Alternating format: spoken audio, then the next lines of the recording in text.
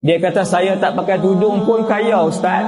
Saya golek-golek buntut saya depan orang pun kaya Ustaz. Saya tak heran, emas saya ratus ribu saya boleh pakai.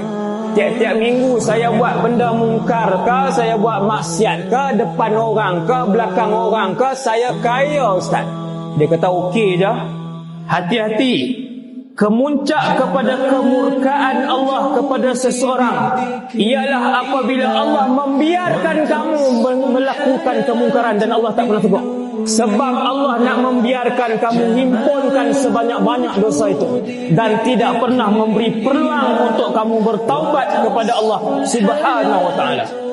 Sebab Allah dah benci. Tapi kalau Allah sayang, Allah tegur orang tu, Allah panggil orang tu, Allah campakkan hidayah kepada orang tu, tengah-tengah dia buat maksiat, tengah-tengah perjalanan melakukan maksiat, Allah panggil dia, Allah jentik dia, Allah bagi musibah dekat dia, Allah bagi dia aksiden, Allah bagi dia hilang kerja. Kerana Allah sayang, Allah nak kamu kembali kepada Allah.